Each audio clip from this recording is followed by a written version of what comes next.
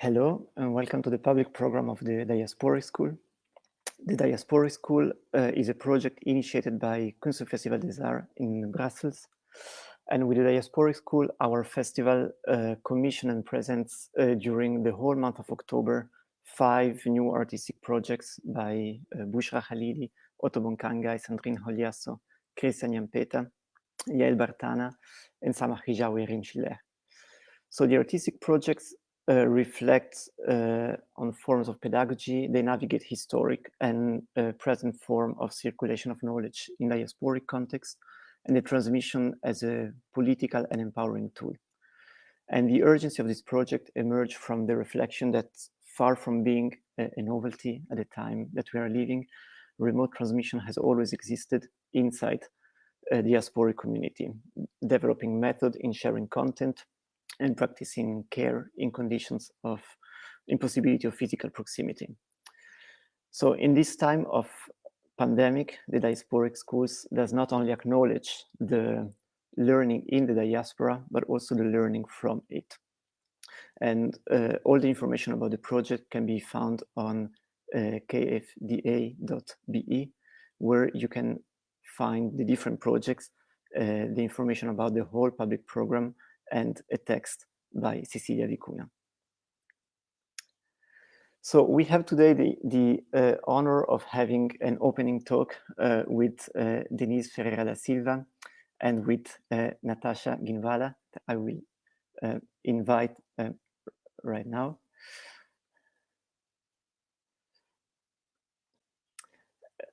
And the talk will explore the category and the term diaspora in its potential of transgressing categories, but also in its problematic use related to specific groups and how it implicitly inscribed in wide subject claim to universality and transparency.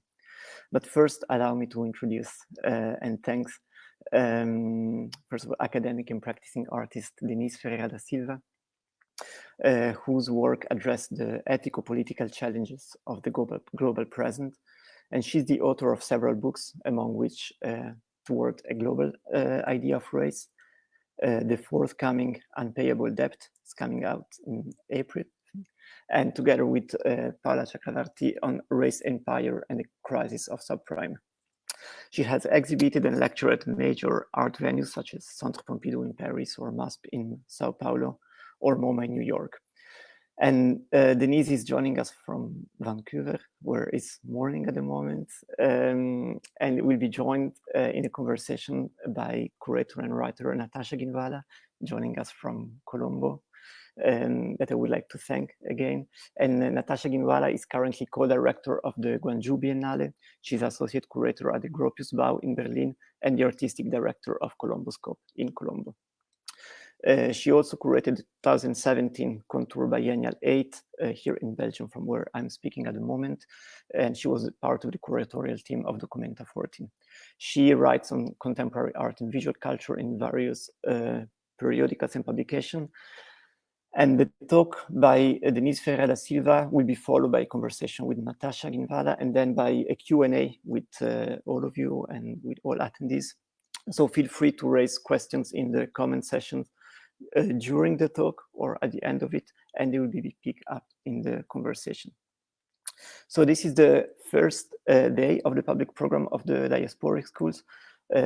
Tomorrow the program goes on with Christian Yampeta in conversation with Eric Siosuzo, Achille Mbembe in conversation with Gutu Muraya, and Bushra Khalidi in conversation with Joachim Ben Yakub.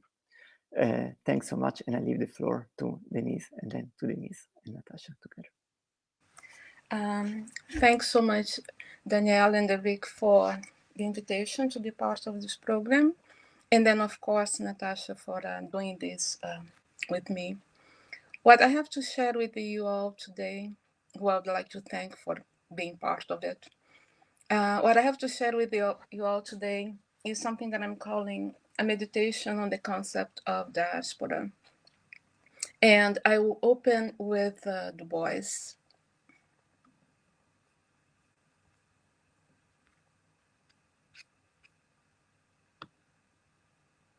And I got the idea that here was a chance to do something for Africa.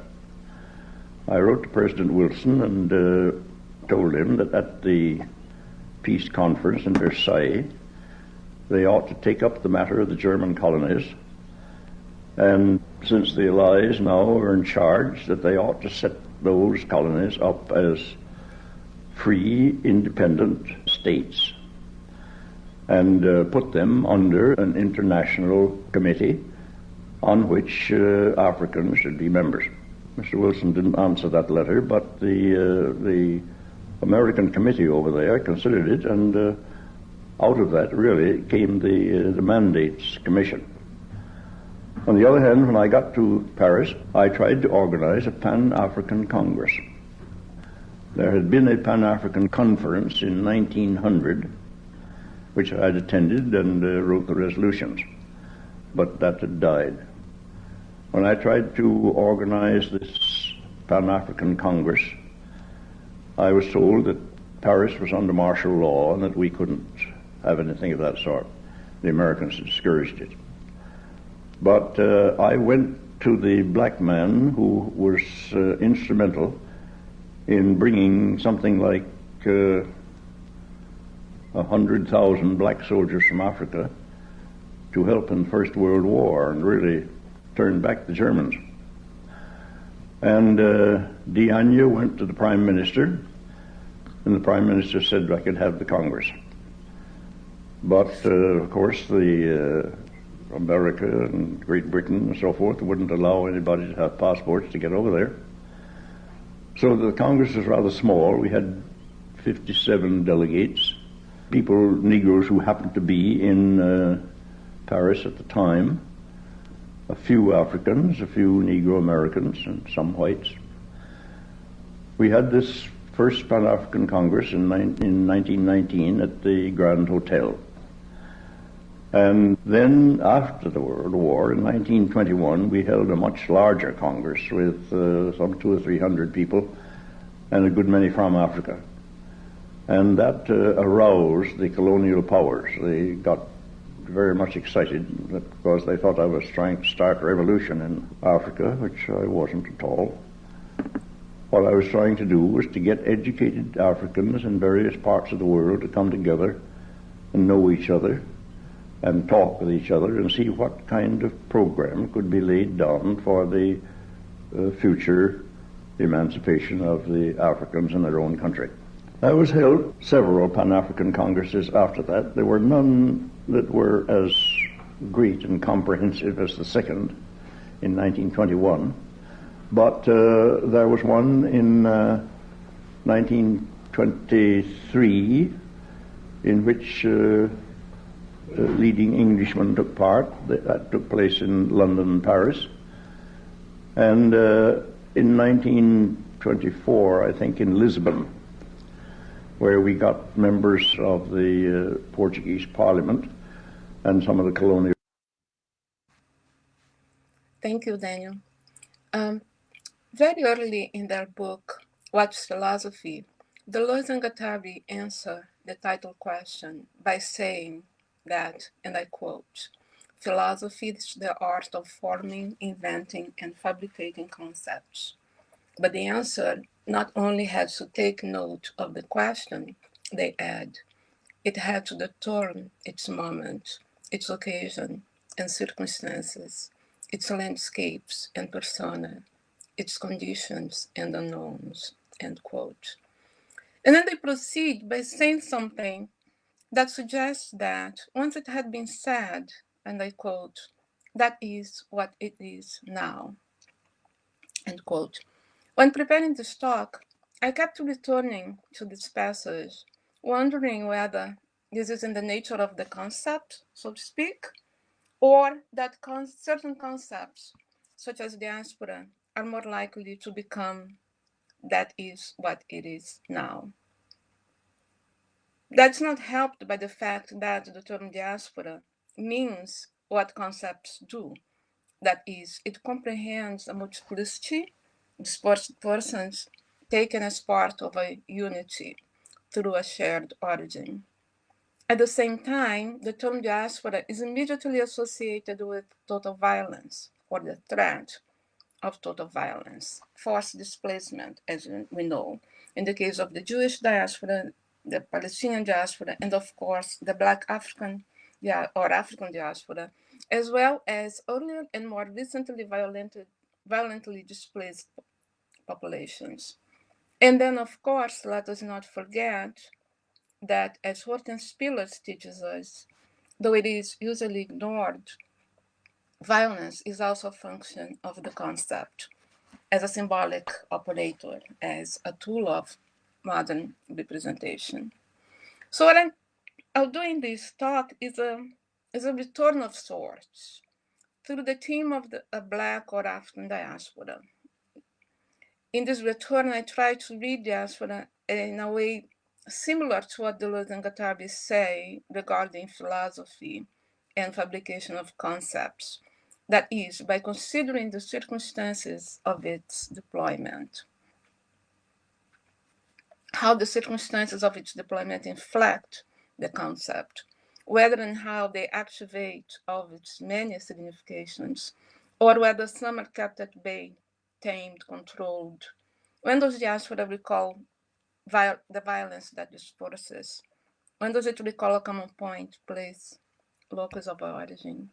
I'll not consider these questions today, but I want to mention them because they were inspired by the works in the program, in how they, reading their description, suggested to me at least, how the current circumstances inflect the concept of diaspora. So this presentation has 3 parts, all 3 very short. First, I consider the rendering of the concept of a Black diaspora of the 70s, 80s, and through the 90s. Second, I really briefly comment on the works in this program, just public schools. Finally, very briefly again, I close with some questions that I hope invite a consideration of a figuring of the concept of diaspora that reflects the current global circumstances. But in a way, the whole presentation is also meditation on the epistemological and global shifts registered by the opening quote with Du Bois. So let me proceed with Garvey.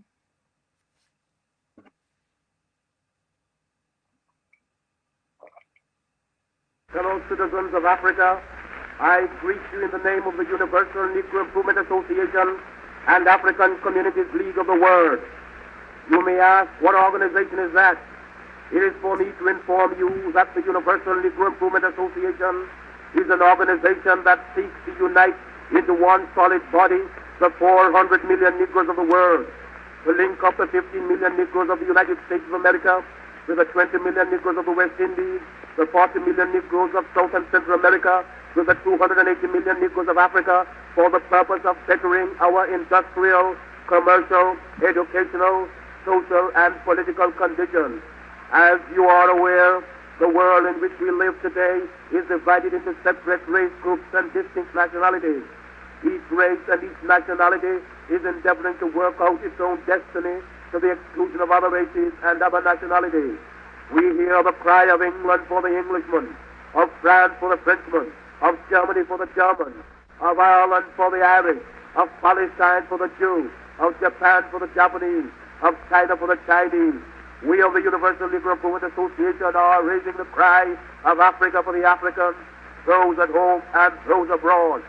There are 400 million Africans in the world who have Negro blood coursing through their veins. And we believe that the time has come to unite these 400 million people for the one common purpose of bettering their conditions. The great problem of the Negro for the last 500 years has been that of disunity. No one or no organization ever succeeded in uniting the Negro race. But within the last 4 years, the Universal Negro Improvement Association has worked wonders in bringing together in one fold 4 million organized Negroes who are scattered in all parts of the world, being in the 48 states of the American Union, all the West Indian Islands, and the countries of South and Central America and Africa. These 4 million people are working to convert the rest of the 400 million scattered all over the world. And it is for this purpose that we are asking you to join our ranks and do the best you can to help us to bring about an emancipated race. If anything praiseworthy is to be done, it must be done through unity.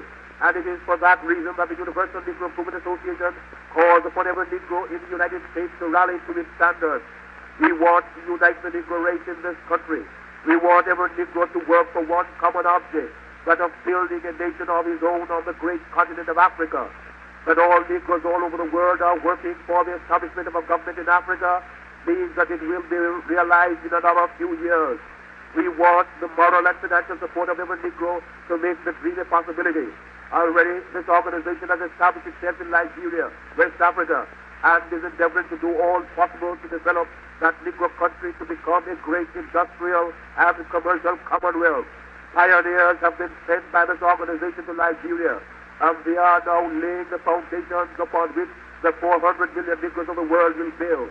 If you believe that the Negro has a soul, if you believe that the Negro is a man, if you believe the Negro was endowed with the senses commonly given to other men by the Creator, then you must acknowledge that what other men have done, Negroes can do. We want to build up cities, nations, governments, industries of our own in Africa, so that we'll be able to have a chance to rise from the lowest to the highest positions in the African Commonwealth. Thank you, Daniel.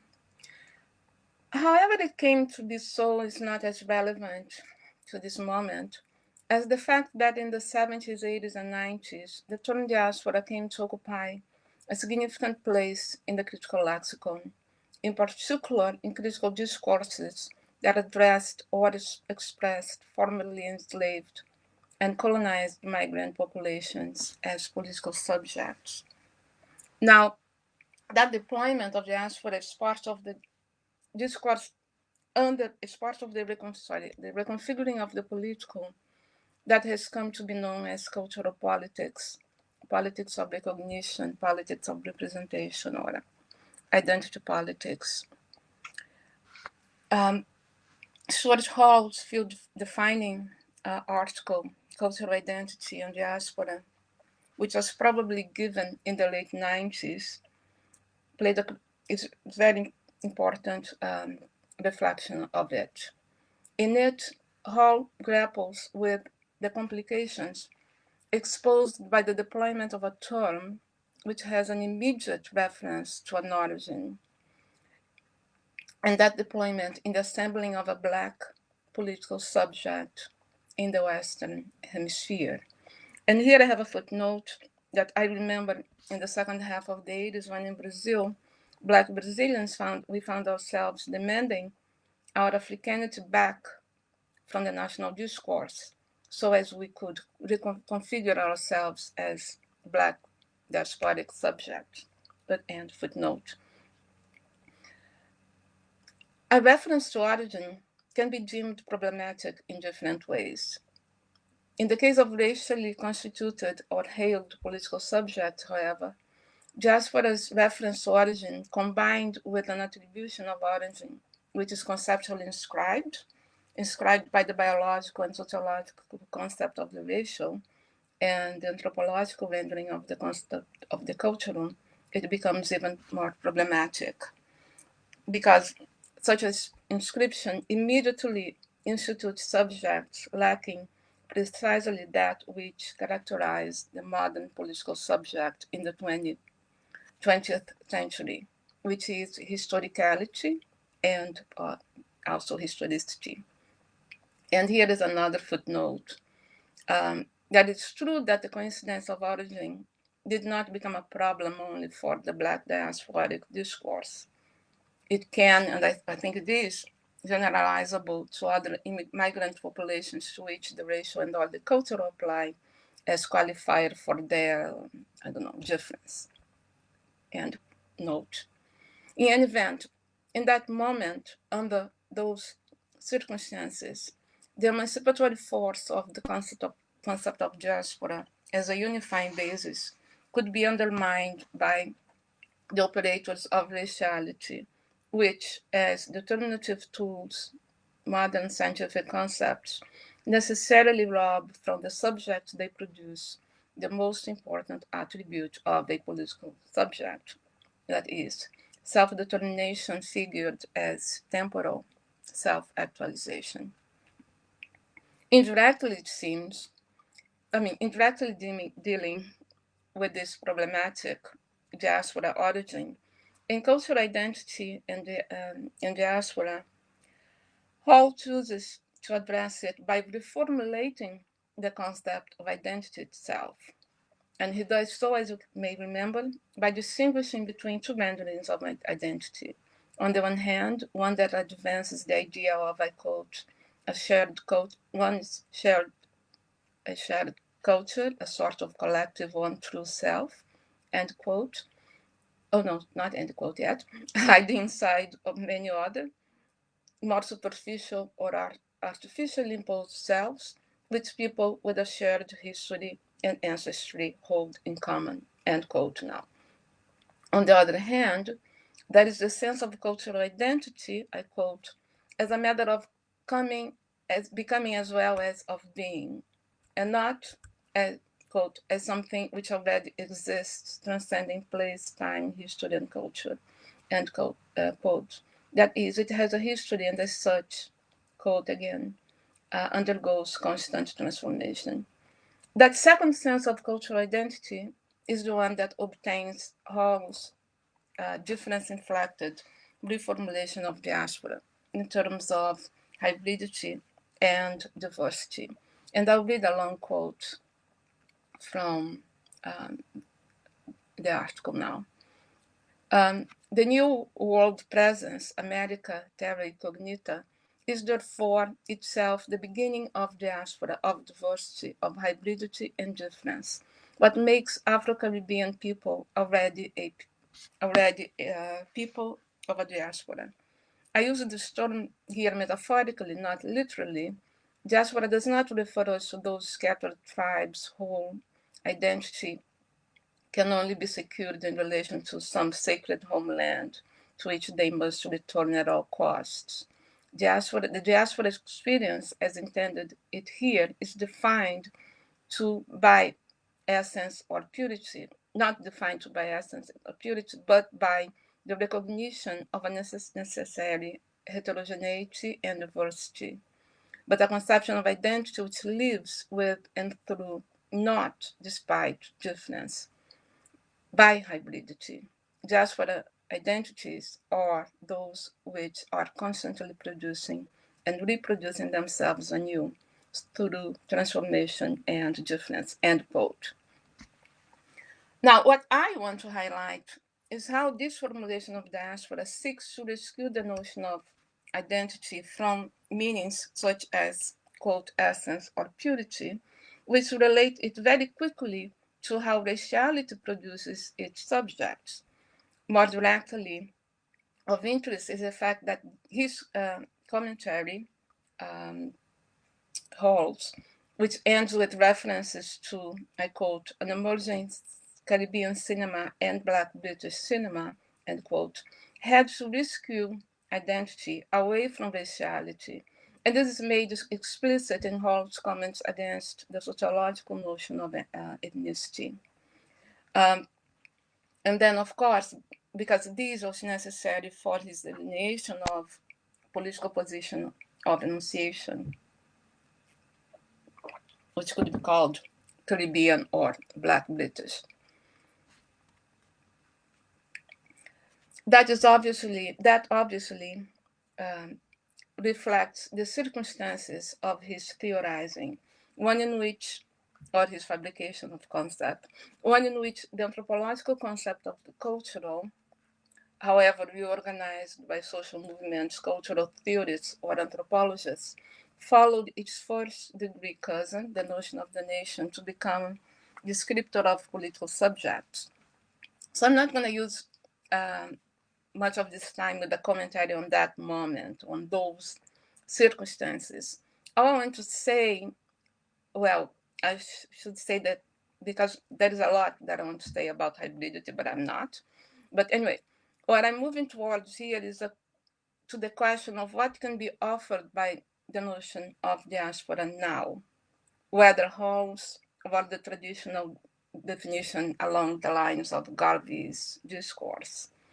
What can be offered by the notion of diaspora under circumstances in a political situation in which we are attending to police brutality against descendants of slaves or the migrant from former colonized spaces, and also the situation of those displaced by the local and regional wars of capital or by the environmental damages caused by global warming and economic damages caused by global capital, and also the indifference with which in places like Brazil, the US, and the UK, the indifference of governments that seem to have decided to let die as the best preferred mode of managing their racial subaltern populations. So with this question, I want to signal perhaps a distinction in regards to the concept of diaspora between 2020 and 1990, a distinction which I find suggested in the works in this program. More precisely, I consider what could happen to the concept, or I invite you to consider, as it responds to the present circumstances, to this moment. So, well, impressionistic is a very generous descriptor for my comments on the works in the program, the Aspheric schools. Still, even at this level of superficiality, I don't think it is an overreach to identify in the description of the works 3 departures from the concerns that are explicitly addressed in Hall's text. First, there is something that I would recall the replacing of position with situation. And the distinction here is between a logical position and a spatial concept, situation. While the former given by Hall's concern with the political position of enunciation seems to request some basis for the claim to enunciate, from there, the latter gives the sense of the there, where, the now, when, the situation in which persons and things, Jewish, North African, Rwandan, West African, Palestinian, Cuban, find themselves and engage or do not engage in practices that do or do not recall something like a homeland.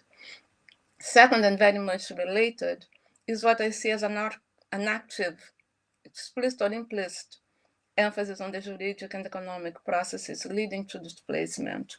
The contrast here is with the question, a focus on the symbolic, on identity, necessarily raised, which is about whether or not one can claim to be part of, to belong to a community, whether it is over there, then, or right here, now, enforced or voluntary exile. And third, that is the sense that I gathered from the descriptions of the works, that the artists seem to have decided in response to the call to try and complicate any attempt at delimiting a position of enunciation. The chosen formats, radio, podcast, etc., obtain collaboration, practicing with others, which do not necessarily lead to questions related to representation, to speaking for, to, etc. It seems that it is all about speaking plain, doing with, and because. Now, this is to me the creative force, the unexpected, the generative image that is given by the ensemble, which may also be given by the very situation, the current political circumstances in which these works have been created. So I'm not going to return to the stored aspect because to me it's a gift. I do not want to think it into irrelevance. What I would like to do is to return to the diaspora and to my initial comment inspired by Deleuze and Guattari's description of philosophical creation, and propose a consideration of how this concept can be recomposed in view of the political situation in this beginning of the third decade of the 21st century. And I bring Angela Davis to help close this talk.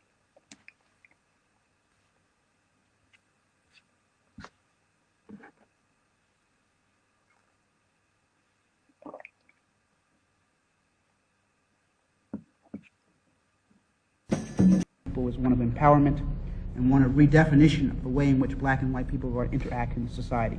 I feel that's what we must be about. Well, I think that if you consider the fact that this system, this capitalist system under which we're living today, is designed in such a way that nobody except a privileged few can attempt to express themselves or contribute to anything, there's no doubt about the fact that we have to talk about revolutionizing the system before anybody can live in any kind of human fashion together. I would just like to point out the fact that I have seen with my eyes societies where people of different colors have learned how to live together, each maintaining their own cultural identity, but each fighting to build and to continue to construct a socialist revolution together. I was in Cuba not very long ago, and I saw with my own eyes how black people, brown people, and white people have reached the point where they can work in harmony towards the building of a socialist society. Thank you, Daniel. Well, perhaps it's my bias. Perhaps I cannot but find an attention to the juridic economic in the works in this project. However, I'm not sure if that is in these works a preoccupation with identity, even in the works that explicitly refer to it. And then if that is, that one is very dissimilar from that one of the 80s and the 70s. Recalling Angela Davis there. This is why I find that attention to the situation, the circumstances, and attention to the where and the how that can be called despotic because engaged by members of the same displaced population, and then an attention to the practices themselves and how they responded to the situation becomes important. If anyone, I must miss a concern or a reference, even to a position of enunciation, as I did, and that's probably true, because I encounter the works in this current global situation. Hundreds of thousands of people, persons displaced by war, environmental damages, economic dispossession, and a pandemic that's killing mostly Black, Indigenous people of color in North America, South America, and the UK, but which threatens the lives of billions in the global South. What surprises me, and it does so because I did not anticipate it, is that when I return to Hall's cultural identity and diaspora, how this situation, this global moment, demands some elements that had to be disavowed or minimized back in the 1970s, 80s, and 90s. In particular, I'm thinking here about how the cultural would become the most important political concept, beginning in the 70s as Angela Davis' intervention in 1973 indicates, but even though the major transformations of the preceding decades, 40s, 50s, and 60s, were primarily colonial and racial.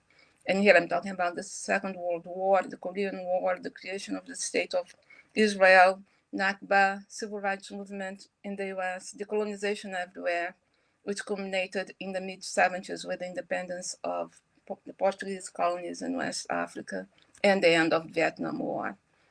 But anyway, as I have been watching this recent lethal deployment of white identity supremacy encouraged by Trump and seems now supported by Boris Johnson, I wonder how not to be disappointed if Trump's defeat on Tuesday does not help at all in the effort to bring this genie back into the bottle.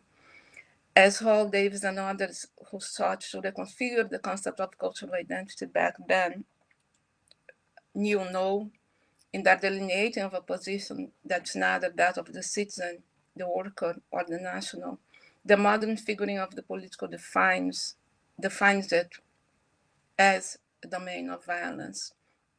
For this reason, notions such as biopolitics and necropolitics make immediate sense. They are intuitive.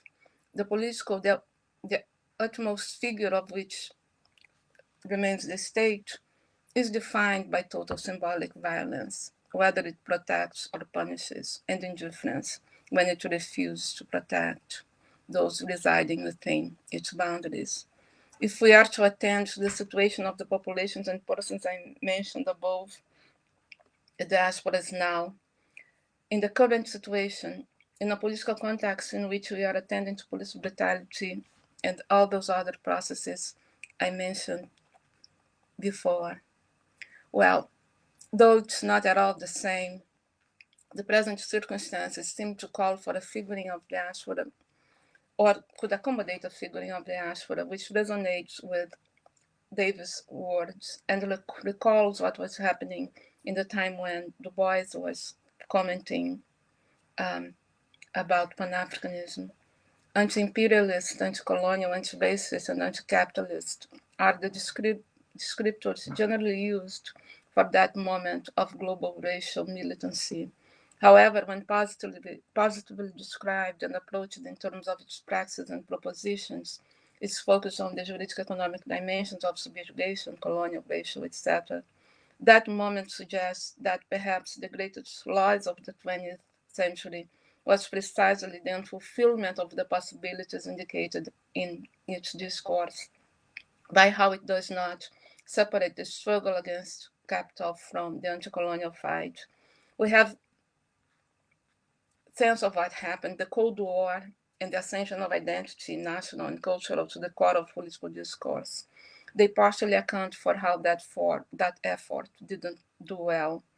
Well, at least partially account for why Hall has to engage in the kind of recreation of the concept of identity he does in cultural identity and diaspora.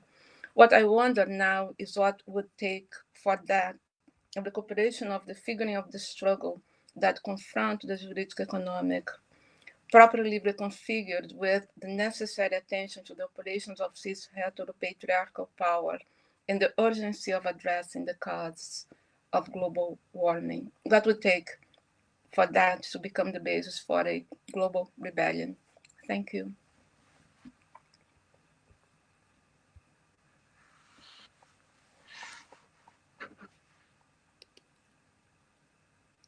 Thank you so much, Denise. We've traversed in ways to think through how diaspora is both a transgressive and a constitutive category, inflections that perhaps not only recall violence but also resistance and refusal. At the same time, how moving away from the idea of a pure origin or unity of self, there is this constant refraction and diffraction. And one sees that across the examples that you have used, from Garvey to Hall, certain traditionalist formations, and then again, retaliation, rethinking, remapping.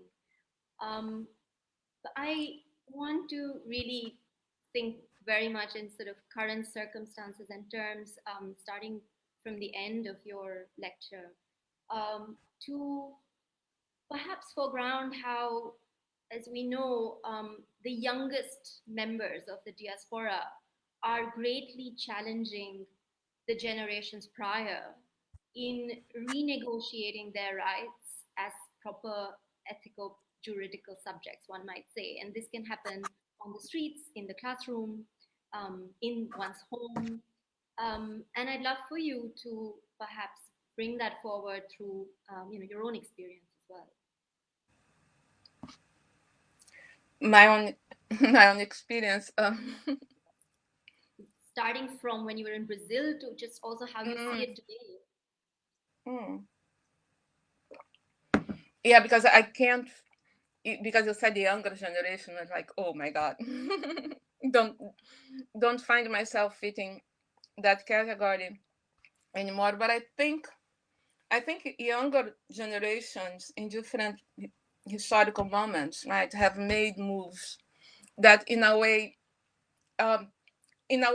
kind of defined what the previous generation was attempting to do, and then at the same time allowed for a different figuring of diaspora. So for instance, I stopped in the commenting on the 1990s, but for this instance, something happened.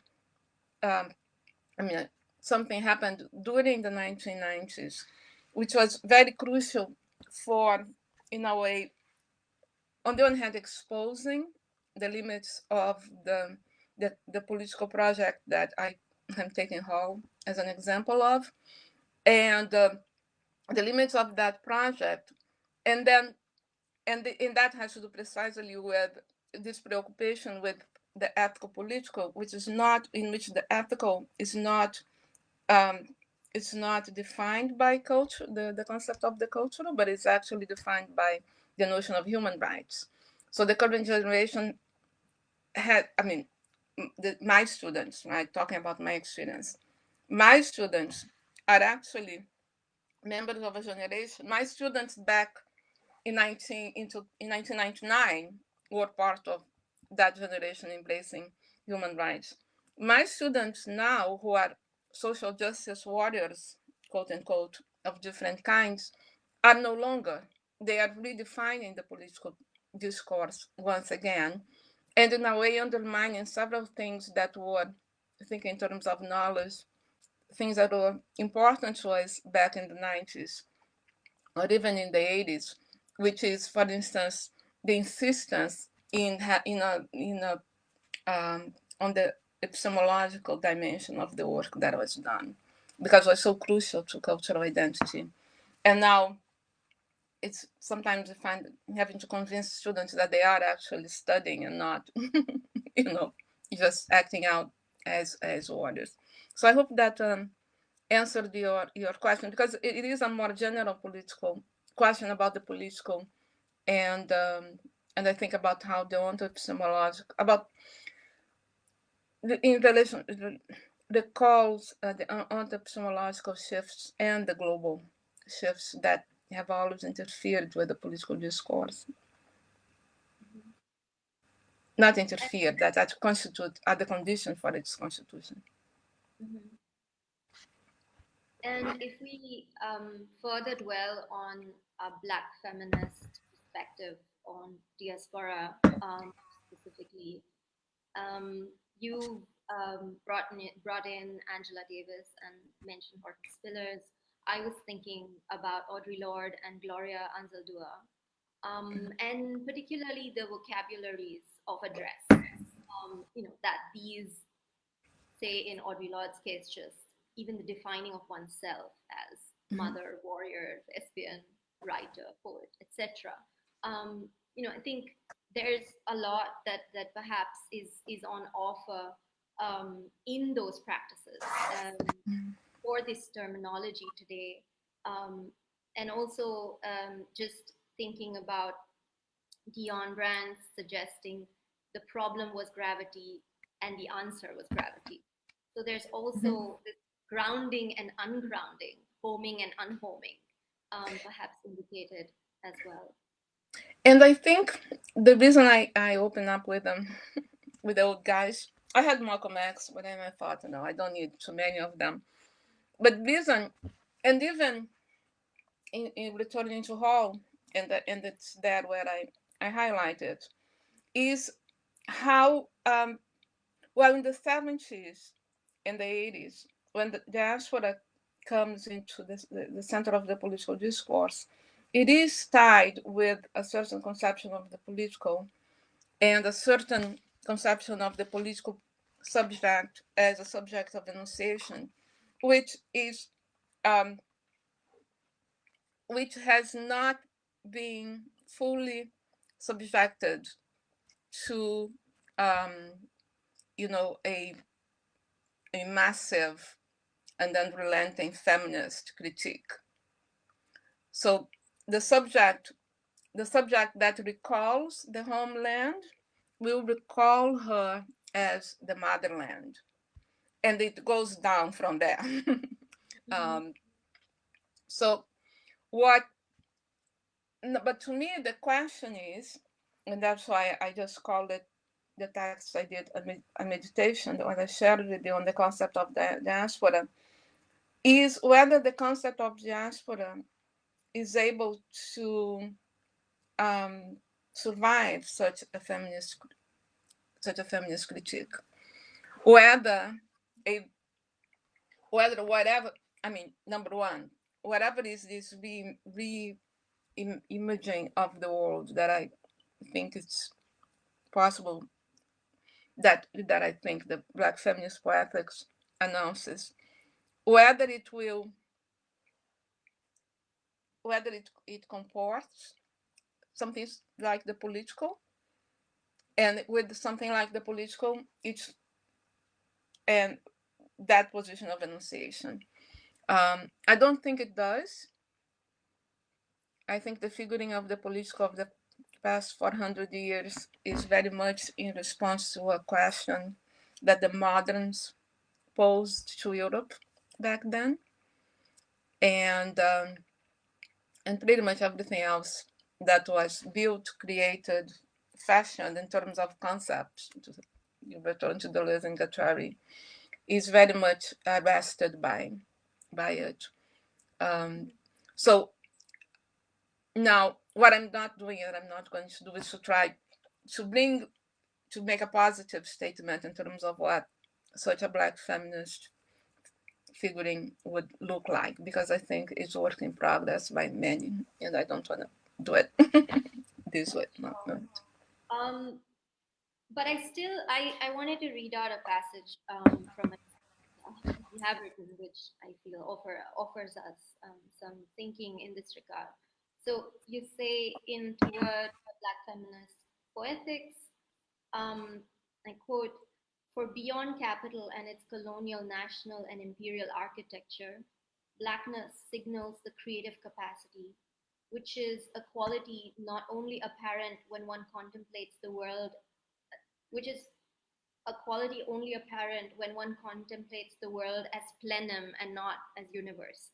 And I think this is, actually, I mean, there is some kind of kernel there. And in suggesting the plenum and in enfolding that within a certain notion of creative capacity,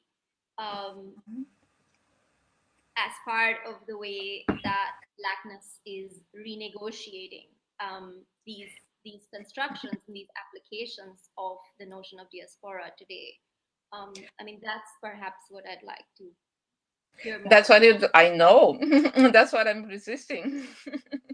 But only no, I'm just resisting because well, I shouldn't, right? But I am. I don't know. But no, because I think that it would take us so far away from the conversation on the diaspora that that's why. But and even from how I framed the conversation in terms of a certain formulation of the political. Now so let me just say that one, the plenum has been renamed corpus infinitum because plenum is just the term I borrowed from Leibniz, but it carries so much baggage that it can't do the work that I would like the term to do. But more importantly, what I think I'm signaling there, and I can say more explicitly in regards to corpus infinitum, is precisely the fact it's the work to be done before the moment in which I start the piece, my presentation, which is a fabrication of concepts. And that moment is the moment of the imagination. Right. So what I'm signaling that is precisely the may not be the first step, but it is a preceding step in regards to conceptualization, which is an image of the world that does not already presupposes it as as ready for categorization, right? Which does not anticipate a certain order, which and the concepts in general have carried that, but the concept of diaspora so much so because it's so much a description of of what conceptualization does anyway. So if we take that way, mine wouldn't be a meditation on diaspora, but would be just like an explosion of the whole concept altogether. That's why I was resisting. But anyway, and I still am a little bit, but just yeah. So we'd love questions, and it's quite simple. You just place your questions in the comment bar in Facebook, and we can check it live. It's also 1 a.m. in Sri Lanka, so I'd love questions. You can keep us both thinking.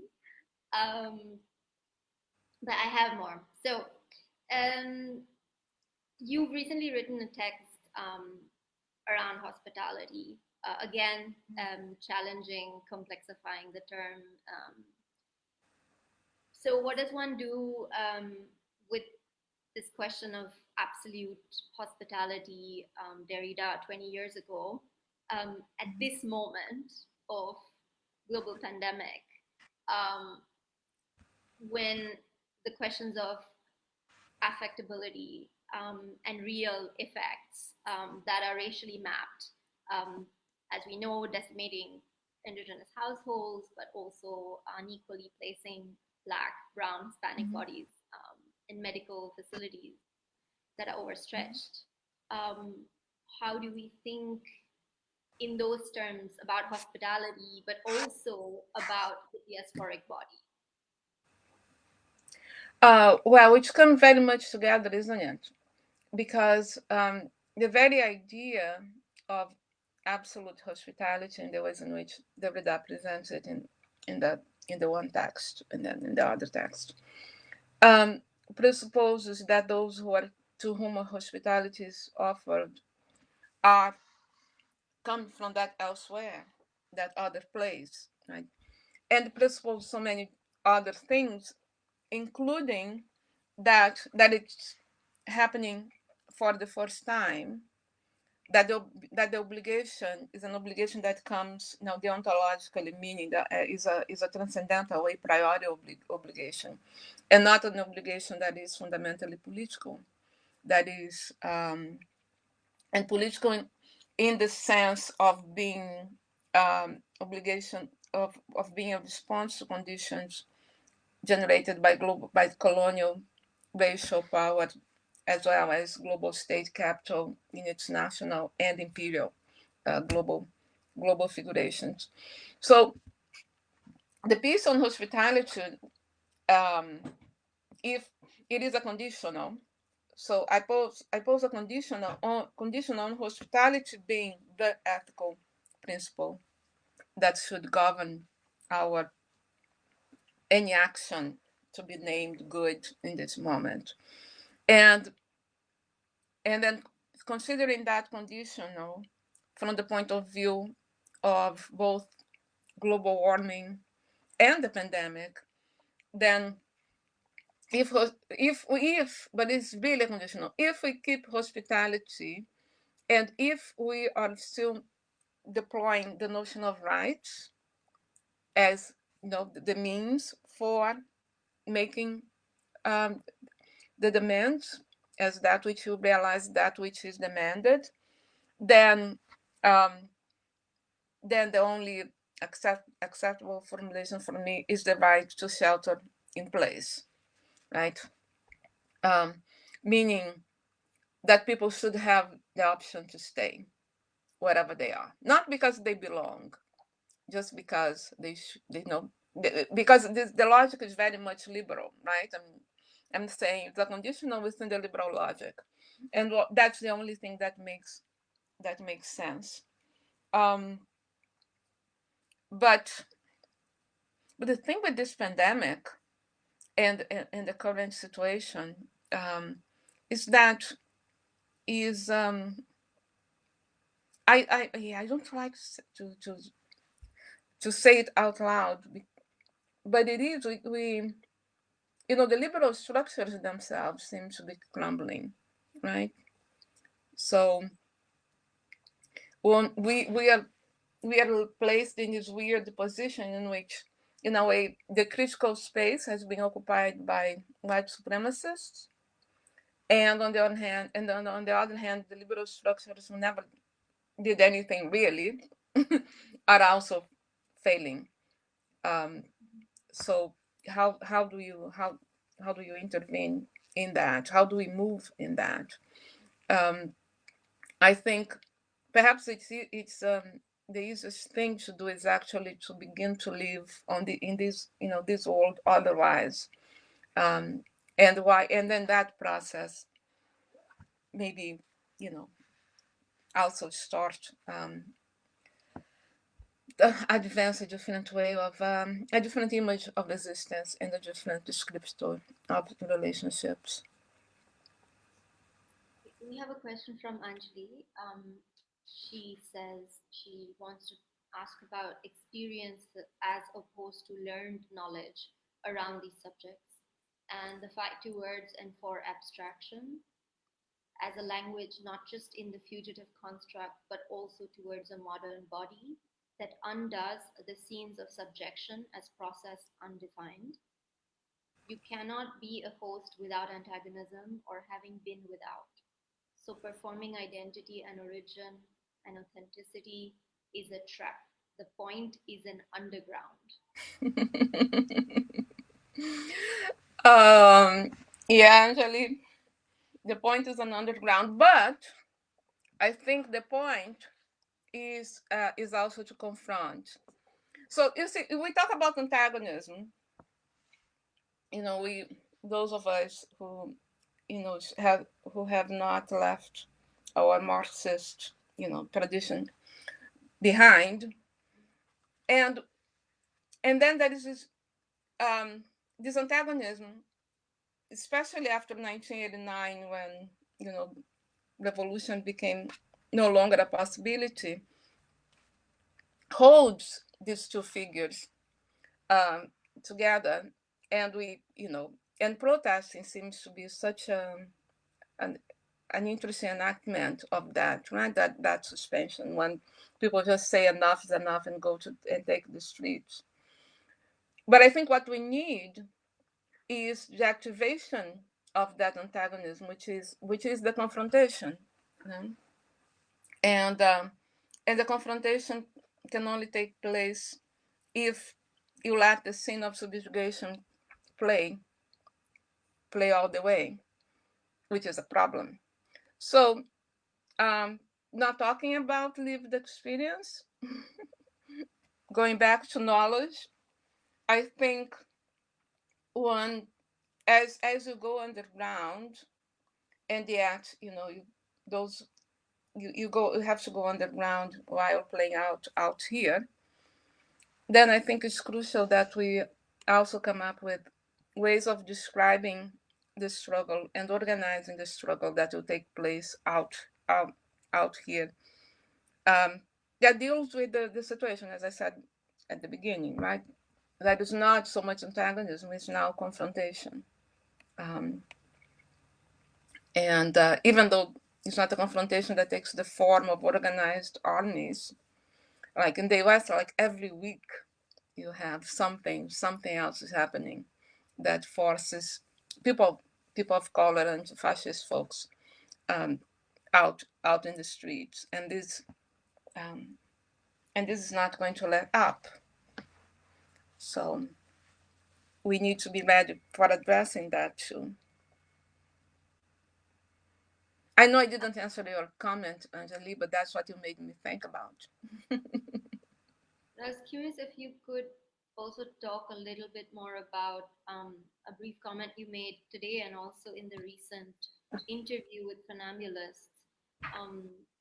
When you talk about your sort of situation in Brazil years ago, in a sense, as demanding our Africanity back from state politics, militarism, and nationalism, in a sense. And so, in a way, grounding in Afro-Brazilian, not identity, but being, what that reclaiming meant for you back then? What was interesting because I came into it from being a communist, right? So I kind of, because not because I'm that old, but because I started very young.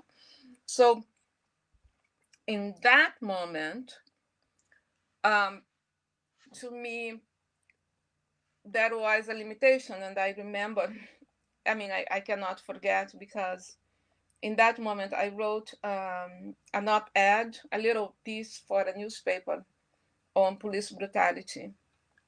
And the police invaded the house of a black candidate in a favela in Brazil. So from my point of view, it was already problematic. On the one hand, because the demands to me were demands for um, um, not so much education, but mostly about regarding employment and police brutality. But at the same time, I participated in it, right? Because that was the figuring of the political, and from participating in it, and being very well trained in that discourse, I could see the other limitation in there, which is the one I'm referring to, which is the fact that the Brazilian nationality has Africanity as that which gives it difference. So for us, in that particular then and there, that was also the limit of the politics of identity. That showed very quickly how what we were doing wasn't really something new. Was just just another manifestation of something that then anyway was that we can trace back to the end of the 19th century. That particular reconfiguring of the political subject. So yeah, for me, that moment, the 80s, I was caught in those two. On the one hand, a communist, a black communist, and that is kind of like still is a complicated thing to be. And then on the other hand, a black Brazilian. And there were three political discourses within which I found I sat. And I think that's what informed my thinking up to now. I know very well that how that situation has been important to how I think about things.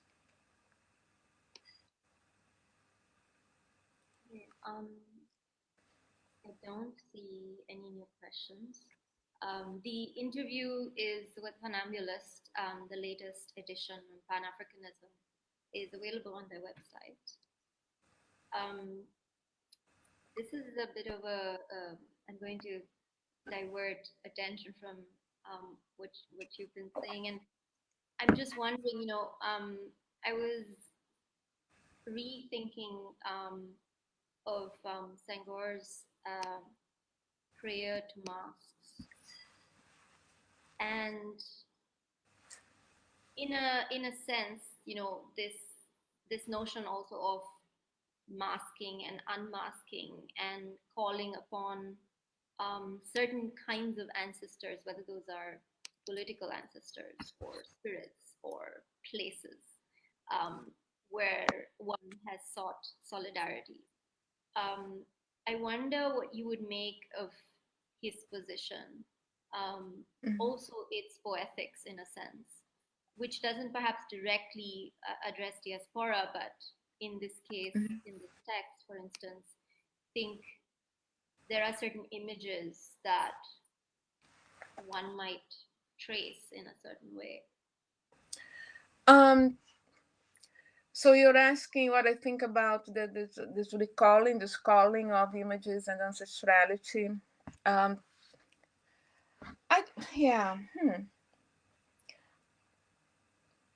It's funny because I was going to say my immediate initial response would be that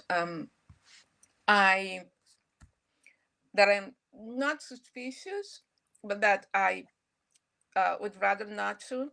And then I just remembered immediately that I had Du Bois and Garvey and Angela Davis, and I was going to have Malcolm X, tracing 100 years, going back to Du Bois, talking about the 1920s. So, Yeah, that's so yeah. it really depends on how you go about it, doesn't it? If you are describing that relationship and that connection and that hailing as a spiritual one, or you describing it as an intellectual one, what it's done, many other things. But when just to describe what I did when I was preparing this talk, is that I wanted to talk about something, about a concept that it wasn't there it wasn't very much there in Du Bois, but it wasn't very explicit in Garvey's talk. It was about to become very central as Angela Davis is talking, and then that's what Hall is all it's all about. And I wanted those. I thought, oh, those are my ghosts, and I want them here hovering over what I'm saying, and really creating a distance. So what I'm saying is not really. I'm not doing a concept. I'm just, it's that meditation. So yes, like this, okay. This recalling, this hailing, this returning, this activating in a moment where something is to be communicated, literally communicated, not necessarily defined, not necessarily, doesn't have to come as a concept, doesn't have to come as a work of art, doesn't have to come as any of those things, but those resonances, those the reverberations that are there that allow for so many to be said, and that's poetry, right? I mean, so much that is there in between what's being said and what those ghosts bring out. Then yes, that's makes sense. That's how I make sense of it, as I did engage in it, and I was like, oh my god, those, it's like they're all men, right? They're all men. They're all very much, inhabiting what Hall calls a position of enunciation of that African Black subject, and so comfortably, in a way, which no, I mean, I'm saying that, oh, so they're so comfortable. It's amazing how they're comfortable, but it's not, because we are also occupying such a position of enunciation. Sorry, my dog is complaining about probably the squirrels outside.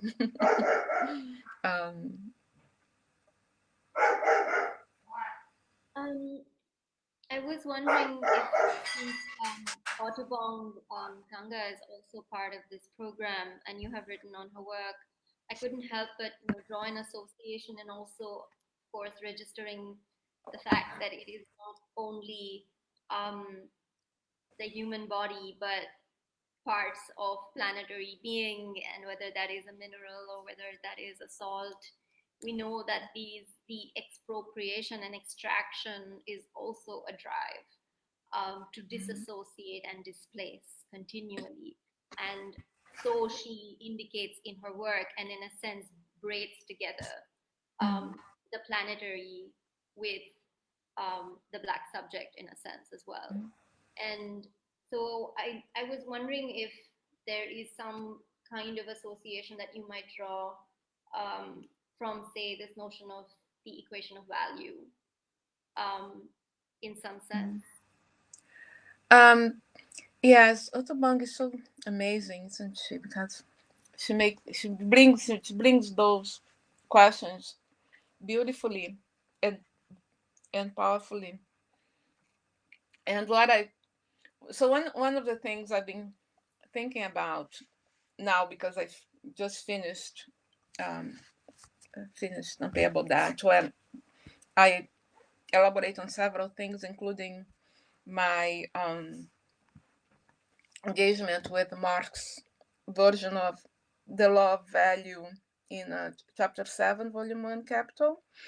So I have been thinking about it now more so in terms of what one can call material capacity and labor as a material capacity. So we know that labor is a transformation of potential energy or of gravitational energy into something, a transformation, a conversion, a transfer, a transduction, right?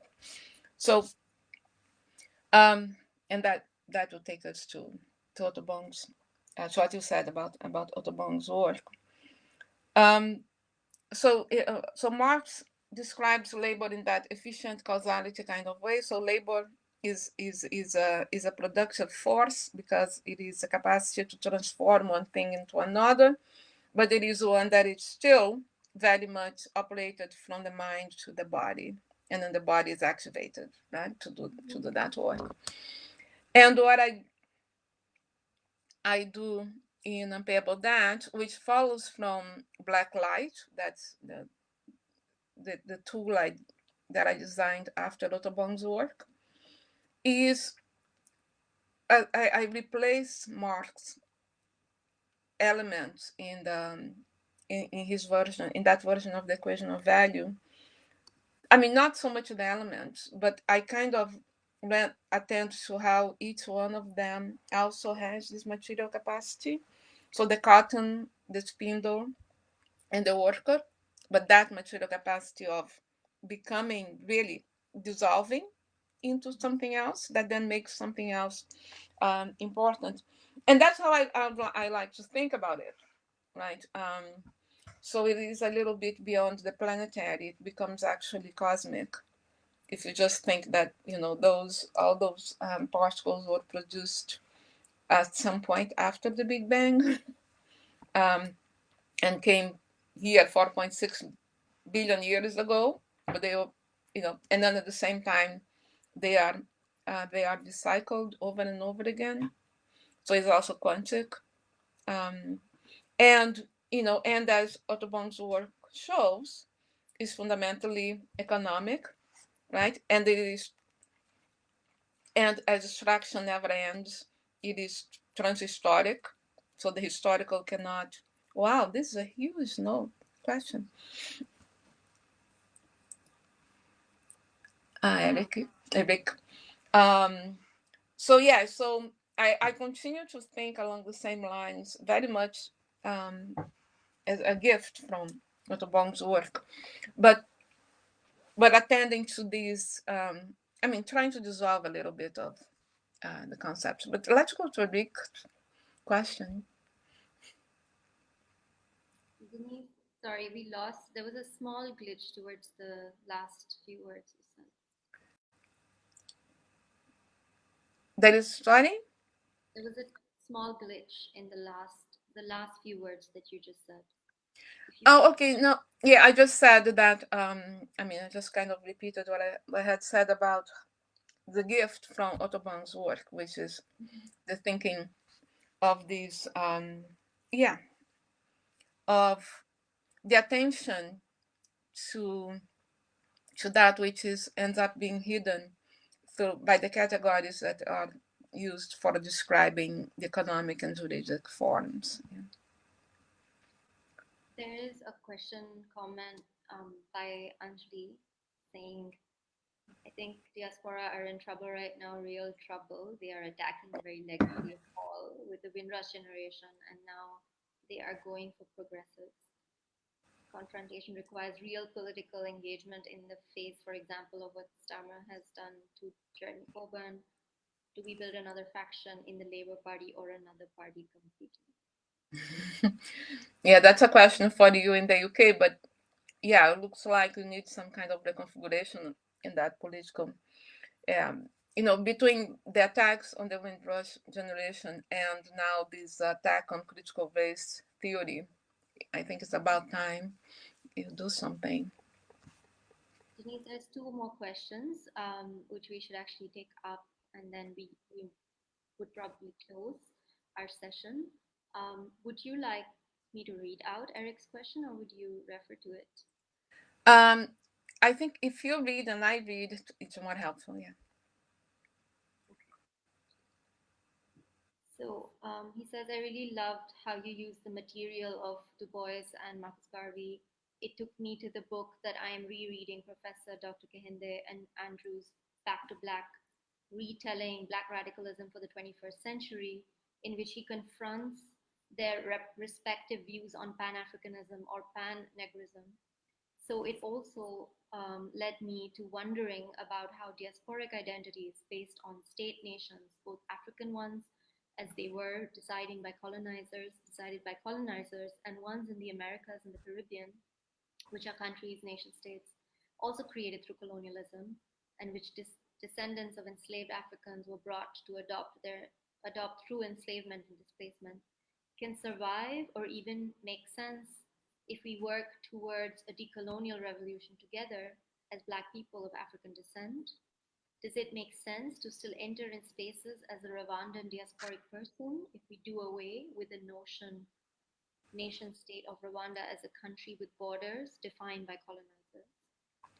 Would we lose something by doing away by those particularly diasporic identities and only identifying under one Black African diaspora? Would we lose culture or spaces? What do you think? Also thinking maybe of then identifying based on ethnicity, Hutu, Tutsi, Fulani, etc., which existed before colonization, but then what about the descendants of enslaved Africans who would not have certainty of their probably very mixed ethnicity? And I refuse to think of them having to put the cultures and identities that they would have created over all these centuries. Should they be deemed by their own ethnicity, but then which only came to be through colonialism? It's all a big mental mess for me. It's not only a big mess for you; it's a mental mess for all of us. And I think it is because, okay, so perhaps one way of bringing all of your questions together, Rick, is precisely to think about why the question becomes important anyway. Why the question for which the answer is I am a Black Brazilian, why is it important? Under which circumstances it is important? So when I brought all those ghosts, I was just reminding us that question is very much tied to a certain figuring of the political subject, of the modern political subject, and different ways in which that figure was kind of like occupied, right? Like, painted over the nation or culture or race or whatever one of those concepts. So whenever the question of who am I or who are you, question of identity, is asked in relationship to that figure to that Holocaust position of occupation, then that's not how I want to say that. Because the question has been asked in the past 30, 50 years now, in such a way, it has held us um, back and it has allowed us to move in different directions, but it also has held us to this demand as if it is a necessity, right? So if you forget that, if you remove the question and the answer from the political, then it opens up in different ways, because why can't you why can't somebody, to use the term, identify or answer the question saying, I'm Black, I'm Brazilian, I lived so long in the US, I might as well be a US American. I I am of those things and none of them anyway. Um and why does it matter? Or you can answer the question by saying temporarily, right? I am this here in this moment, under those circumstances, towards this goal. And then here I will activate something else. So I think the first thing we have to begin with is with the denaturalization of the question itself. And then if we want to keep the question, then we can think about how to answer, the ways to answer it. But what I prefer is the complexity of it, right? So one of the reasons why I brought these ghosts was the fact that they gave me one dimension, which is the historic dimension, right? Which I criticize and attempt to displace in my writing, but which is important when talking about meditating on a particular modern concept, because the historical is significant as a horizon in our lives, in our post-enlightenment existence. So there are several things, just to repeat and finish up. Number one, I think we have to ask the question about why. We're asking the questions anyway. Number two, decide whether or not to keep the questions. Number three, decide what to do about the answers and how to go about answering.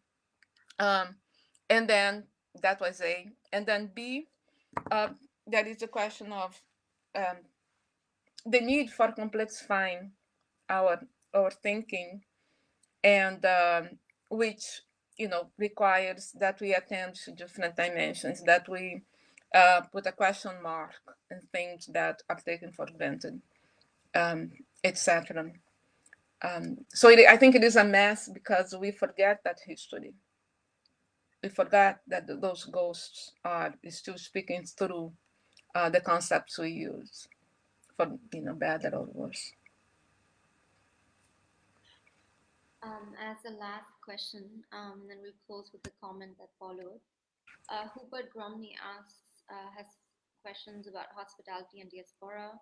In relationship with the optimism of Angela Davis, what would be your take on Afro-pessimism of Frank P. Wilderson? 2, in relationship to Marcus Garvey and his calling to industrial Black nation, from the fragment you have shared, what is your thinking about articles like Paul Gilroy's on Black fascism, where he refers to Garvey, how these concepts of diaspora and fascisms are interconnected? Okay, question number 1. Okay, optimism of Angela Davis, Afro-pessimism. Let me just say that I think I depart from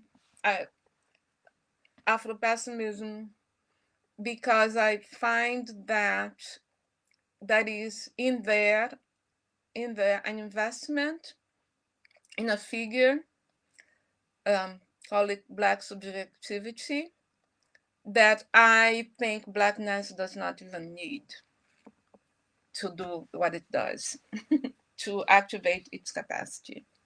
So that's Afro-pessimism.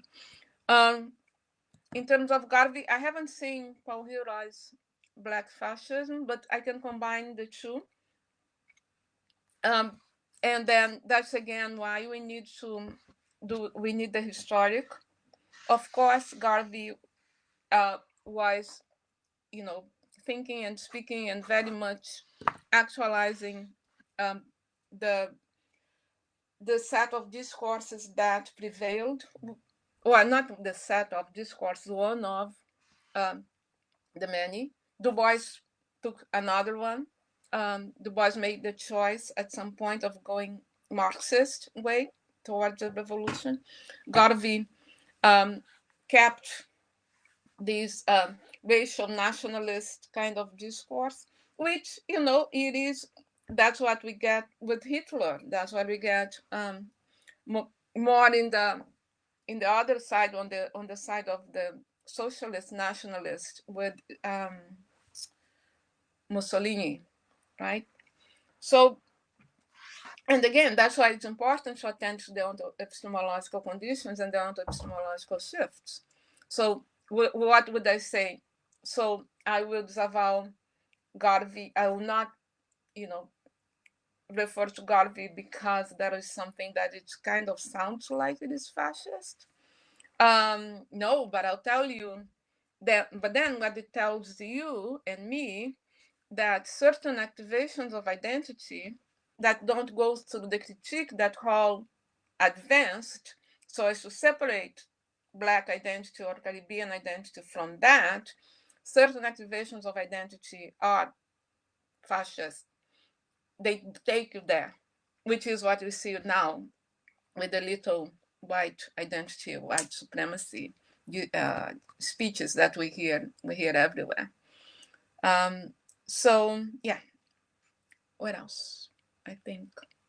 I'll take the next one as a closing comment. Kelly Cole says, I love what you said about the ghosts reverberating a message that needs communicating in the present. You mentioned not needing to convey this in words or with an art piece. It makes me think of Tina Kamp's conception of haptic frequencies and temporalities, which can be perceived through an engagement with the archive of Black life in diasporas. I think that's yeah, definitely, and doesn't need to be brought in discourse, right? And will reverberate and have effects. However, yeah, definitely. So thank you, folks, for questions and comments, and Natasha, thank you. Thank you so much, and hope the reverberations continue as the evenings go with other guests, friends, and allies. And thank you so much to the Princeton Festival for organizing this series and bringing us together. Thank you.